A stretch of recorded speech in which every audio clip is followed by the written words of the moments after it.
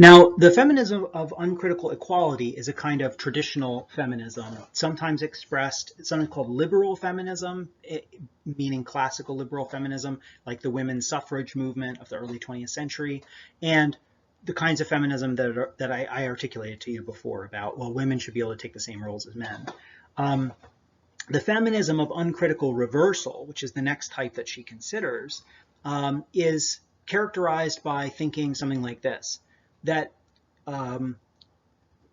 yes, women are closer to nature, and that's a good thing because they're able to see maybe some of the evils of the relation between humans and nature that men haven't seen. In fact, maybe there's some deep evil in men that has led to all the problems in civilization, and that what we need to do is reverse the order of inferiority and superiority. We need to basically recognize that women are, at least in many respects, maybe in more respects or more important respects, superior to men because they have this connection to nature, because they're more emotional rather than rational. So that's why this is just a kind of reversal, and Plumwood describes it as rejecting A2 and B2, basically the inferiority and superiority assumptions. What this kind of feminism is trying to do is change the structure by just, it keeps the dualism in the structure, but it just reverses the poles so that now what was formerly thought to be inferior is thought to be superior, and what was formerly thought to be superior is now thought to be inferior. And her big criticism of this is that it doesn't question either the dualism in the structure, namely the kind of assumption that men and women fit into these two camps, that there are such two camps, okay? And it also doesn't question the domination, the relation of domination between these two camps. So just switching the order of domination doesn't eliminate domination. Another way of putting that another way of putting one of these problems is that the feminism of uncritical reversal doesn't question A1 and B1. So the feminism of uncritical reversal tends to also be essentialist in a way about women and men. It tends to think, oh, if this is a woman, then she's going to be closer to nature than men are, or she's going to tend to be closer to nature than men are. And likewise, if it's a man, then he or she is going to, I'm sorry, if it's a man, he is going to be closer to, like rationality and culture, and maybe distanced from nature. But that kind of assumption that we can know what somebody is like just on the basis of their gender is still problematic. And it's part of that dualistic construction that assumes that things must fit into these two categories that are sort of preformed and have their different attributes of association within each of them. So it's both the kind of essentialism and assumption that everything can be grouped in these ways or chunked in these ways that are exclusive of each other, and also the relation of domination between those poles that isn't being criticized by this feminism of uncritical reversal, even though some aspect of the structure is being changed by this feminism. And Plumwood has some interesting things to say about this in this passage, which I found provocative and interesting enough to include on the slide and read to you. It reads, dualism is a process in which power forms identity. And now that's an interesting proposal in itself. I mean, kind of worth meditating on a bit.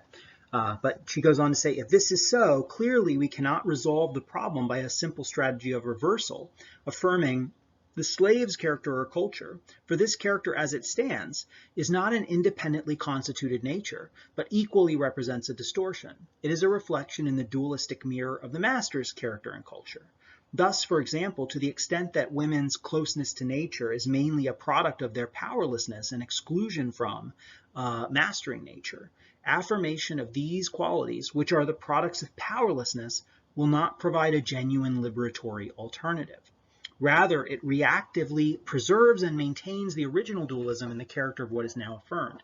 And so the point there, it's sort of an additional point. The point there is that because this uncritical reversal is still allowing the two poles to be defined in the way that they are, even if one reverses the order of inferiority and superiority, the thing that one is now considering superior has been constructed originally within a framework that construed it as inferior, which means that it has been distorted and sort of presented or constructed in a way that makes it something other than what it could be, what it actually is. So there's some kind of distorting effect, as she puts it, and probably a weakening effect. It probably has characterized whatever is within that within that bubble of what was formerly thought to be, the rightfully dominated. Whatever's in that bubble, female, non-white, non-Westerner, etc., has been constructed by the dualism, by the original dualism, to be something that's weaker and more problematic than what it actually is. It's been distorted. It's been construed in an untrue and ungenerous way, which will carry over if all that one does is simply reverse the poles. Okay, so that's part of her criticism of this feminism of uncritical reversal.